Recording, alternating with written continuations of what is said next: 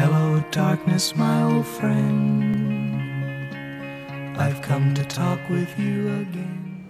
Hi, I'm John Brown, a grad student at OSU working on the All-Sky Automated Survey for Supernova, or ASAS-SN.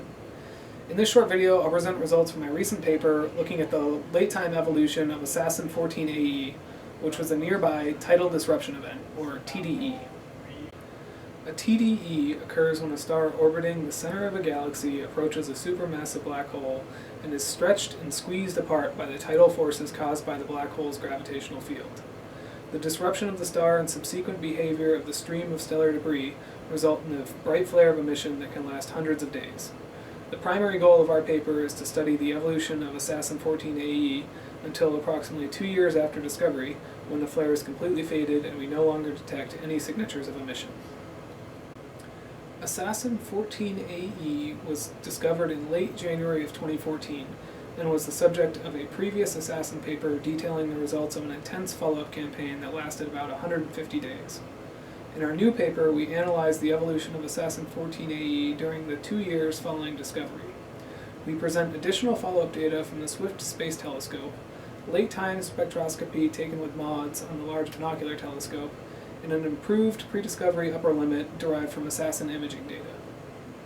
This figure shows the optical spectroscopic evolution of ASAS-SN-14ae measured with mods on the LBT. Shortly after the flare was detected, the spectrum shows a strong bright continuum as well as hydrogen and helium emission lines. Over the course of the next year, the emission fades significantly, and by the time the flare is 300 days old, there is only a hint of residual H-alpha emission and no optical continuum to speak of.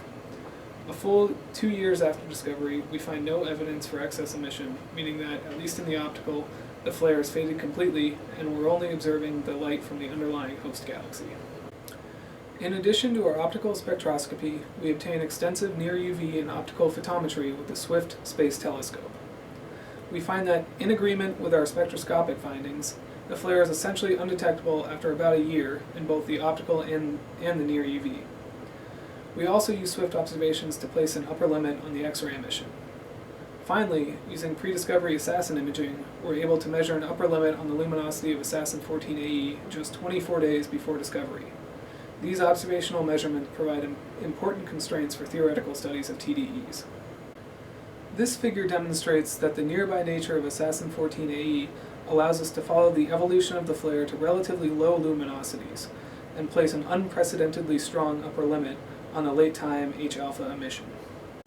For the details of our study, as well as an assessment of the prospects of detecting TDEs in future spectroscopic surveys, be sure to take a look at the paper linked in the description. Thanks for watching.